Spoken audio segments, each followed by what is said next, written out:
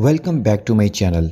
एक दफ़ा का जिक्र है कि एक बादशाह था। सब लोग उससे बहुत प्यार करते थे। इस बादशाह का नाम विलाद था। ये अपनी नॉर्मल रूटीन के लिए जंगल की तरफ जाता है, जहां उसे अपने दुश्मन मुल्क के किसी सिपाही का हेलमेट मिलता है, जिसको देखकर वो समझ जाता है कि दुश्मन मुल्क के लोग उसके मुल्क में घुस आए हैं। वो समझ जाता है कि ये हेलमेट किसी जासूस सिपाही का होगा। वो दुश्मन कोई प्लान बना रहा होगा हमारे मुल्क पर हमला करने के लिए। उसे शक होता है कि दुश्मन के सिपाही हमारे ही मुल्क में सबसे ऊंचा पहाड़ है, वो वहां पर छुपे होंगे। विलाद और उसके साथी सोचते हैं कि हमें अभी से उस पहाड़ पर जाना चाहिए ताकि हम अपने दुश्मनों को मार दें और जो भी मैसेज होगा वो उनके बादशाह तक ना पहुंच सके। कुछ ही देर बाद वो उस पहाड़ के अंदर चले जाते हैं ताकि दुश्मनों को ढूंढकर मारा जा सके। लेकिन वहां पर मौजूद एक वैम्पायर उन सब पर अटैक कर देता है। ये सब वैम्पायर से लड़ने की कोशिश करते हैं, लेकिन वैम्पायर बहुत तेजी से इन सबको कुचल डालता है। विलाद के दोनों साथी यहाँ पर मारे जाते हैं, लेकिन उसकी किस्मत अच्छी थी कि उस वैम्पायर से बचते बचते थोड़ा सा पीछे चला गया था, यानी वो धूप में आ गया था और वैम्पायर धूप में नहीं आ सकता, इसलिए विलाद की जान बच गई और वो घबराया हुआ बादशाह यानी कि विलाद वापस अपने महल में आ जाता है। वापस पहुंचते ही विलाद सबसे पहले किंगडम के पादरी यानी प्रीस्ट से मिलता है और उससे इस वैम्पायर के बारे में पूछता है कि वहां पर वो मॉन्स्टर कौन था। मैंने आज से पहले ऐसी चीज कभी नहीं देखी। प्रीस्ट बताता है कि उस पहाड़ में एक मॉन्स्टर रहता है, एक शैतान है जो खून का प्यासा है और तुम्हारे साथियों को उसी ने मारा है। वो अब तक तो उनका खून पी गया होगा। उसके अलावा प्रीस्ट ये भी बताते हैं कि पहले वो मॉन्स्टर इंसान हुआ करता था, लेकिन इवल यानी शैतान की बातों में आके वो मॉन्स्टर बन गया, यानी एक वैम्पायर बन गया। वो पिछले कई सालों से उस पहाड़ में कैद है और आगे भी वो वहीं पर बंद रहेगा उस वक्त तक जब तक वो किसी को अपनी बातों में फंसा कर अपनी ताकतें उसे ना दे दे। अगले आने वाले इंसान को वो वैम्पायर बना देगा, उसके बाद वो मुकम्मल इंसान बन सकता है। लेकिन आज तक उसे अपनी सोच के मुताबिक कोई ऐसा इंसान नहीं मिला।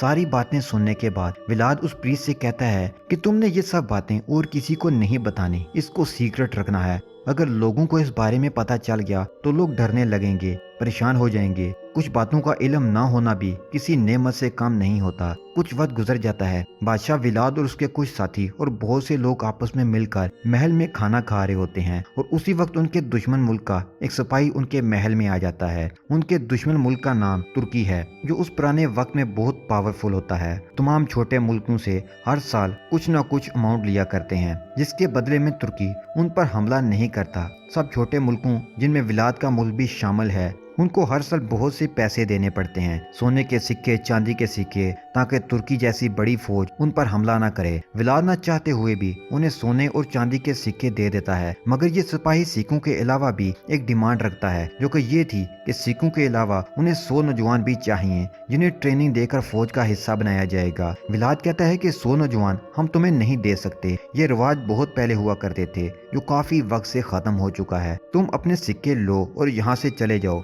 इसके अलावा मैं तुम्हारे बादशाह से खुद बात करूंगा। कुछ दिनों बाद विलाद तुर्की के बादशाह से मिलने जाता है, जिसका नाम महमद है। यहाँ पर ये दोनों नेगोशिएशन कर रहे होते हैं, लेकिन महमद उसकी बात नहीं मानता। वो कहता है कि मुझे 1000 लड़के हर हाल में चाहिए, जिसमें तुम्हारा बेटा भी शामिल है। सारी बात को विलाद बहुत सोचता है और बहुत गुस्से में आ जाता है और गुस्से में विलाद अपनी तलवार से तुर्की के कुछ सिपाहियों को मार देता है। ये सब वो सिपाही थे जो विलाद के बेटे को लेने आए थे। विलाद नहीं चाहता था कि उसका बेटा उससे दूर जाए, तो वो सब सिपाहियों को मार देता है। विलाद का करीबी साथी उसके पास आता है और कहता है कि तुमने ये क्या कर दिया, तुमने महमद के सिपाही मार दिए, वो इसका बदला लेगा और अब वो हम पर हमला करेगा, हम सबको मार देंगे। लेकिन विलाद कहता है कि वो कोई ना कोई हल जरूर निकाल लेगा और मैं अपने मुल्क की हिफाजत करना जानता हूँ। ये कहकर वो अपने घोड़े पर बैठता है और उस वैम्पायर वाले पहाड़ की तरफ जाने लगता है। विलाद उस पहाड़ पर पहुंच चुका है। वो पहाड़ के अंदर दाखिल होता है और वैम्पायर से जाकर मिलता है, उससे मदद मांगता है, क्योंकि विलाद को अपने मुल्क को बचाना होता है,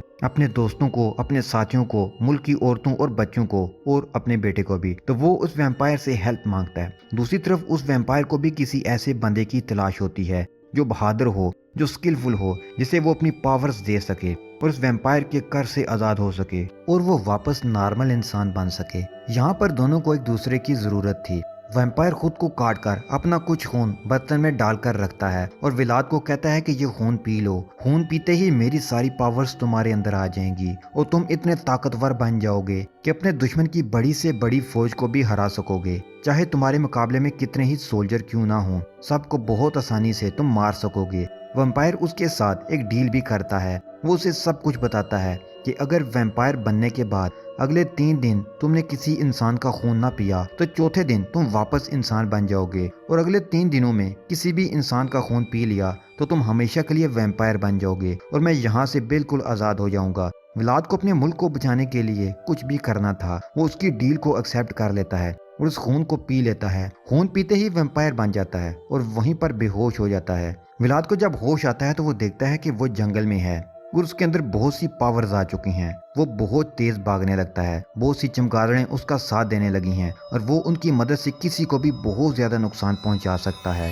विलाद अपने महल में वापस आ जाता है और इतनी ही देर में तुर्की के बहुत सारे सोल्जर्स उसके महल पर हमला कर देते हैं। सबसे लड़ने के लिए विलाद अपने महल से अकेला निकलता है और इन सबसे लड़ने लगता है। तुर्की के सोल्जर्स हजारों में थे। सबसे विलाद तलवार से अपने हाथों से नेज़ों से अकेले ही लड़ रहा होता है।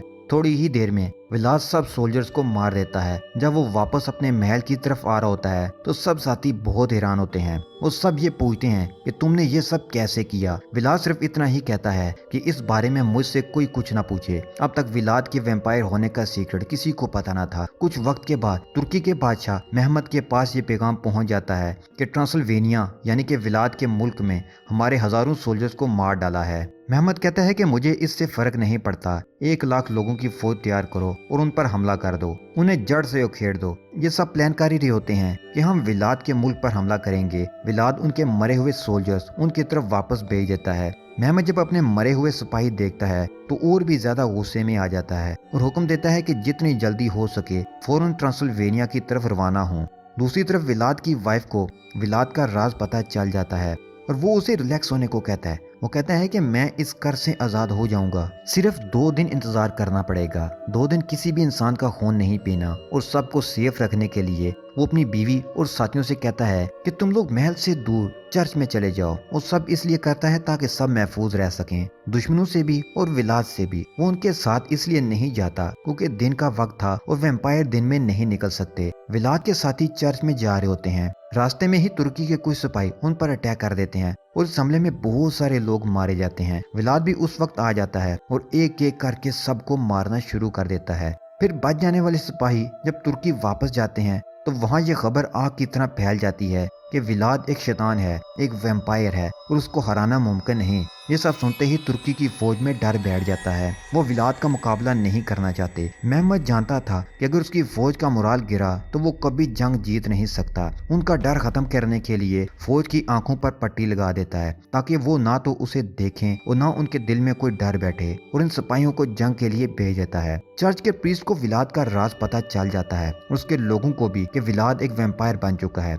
इस वजह से लोग उससे नफरत करने लगते हैं और उसको एक बंद कमरे में रखकर आग लगा देते हैं और उसको मारने की कोशिश करते हैं। लेकिन चूंकि विलाद एक वैम्पायर है, उस पर आग का असर नहीं होता और वो अपने जख्मों को ठीक करके बाहर आ जाता है। वो अपने लोगों पर गुस्सा होने लगता है कि मैंने तुम लोगों के लिए ऐसी जिंदगी को चुना, तुम्हारी हिफाजत के लिए मैं वैम्पायर बना, तुम लोगों के लिए मुझे अपनी फैमिली को छोड़ना पड़ा और तुम लोग मेरे साथ ऐसा कर रहे हो।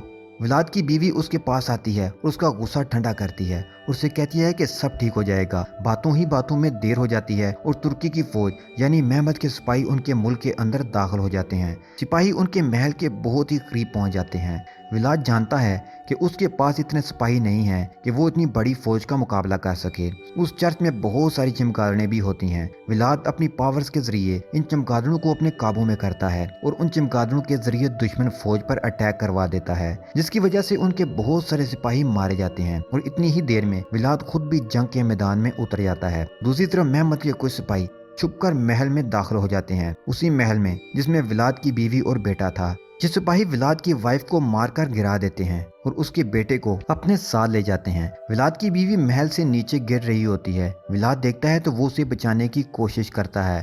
वो उसे पकड़ तो लेता है मगर अभी तक कामयाब नहीं होता। उसकी बीवी मरने वाली होती है तो वो उसे अपना खून पीने को कहती है, क्योंकि अगर तुम ऐसा करोगे तो तुम्हारी वैम्पायर वाली पावर्स हमेशा तुम्हारे साथ रहेंगी और तुम हमारे बेटे को बचा सकते हो। विलाद का ये वैम्पायर के तौर पर आखिरी दिन होता है, लेकिन अगर वो किसी का खून पी लेगा तो वो वैम्पायर बना रहेगा। इसलिए ना चाहते हुए भी वो बहुत रोता है। वो अपनी बीवी की गर्दन पर काट कर उसका खून पी लेता है और खून पीते ही विलाद हमेशा के लिए वैम्पायर बन जाता है। उसका ये मतलब है कि वो बूढ़ा आदमी जो पहाड़ पर रहता था वो अब वैम्पायर नहीं रहा, क्योंकि यही डील थी उनकी। अब विलाद अपने मरते हुए साथियों के पास आता है और उन्हें अपना खून पिलाता है ताकि वो भी इस तरह पावरफुल हो जाएं और फौरन से दुश्मन पर हमला करके उनको हरा सकें। ये सब लोग दुश्मन पर हमला कर देते हैं। विलाद अपनी पावर्स का यूज करता है ताकि सूरज की रोशनी को छुपाया जा सके। विलाद चमगादड़ों और बादलों की मदद से दिन में भी रात का वक्त बना देता है।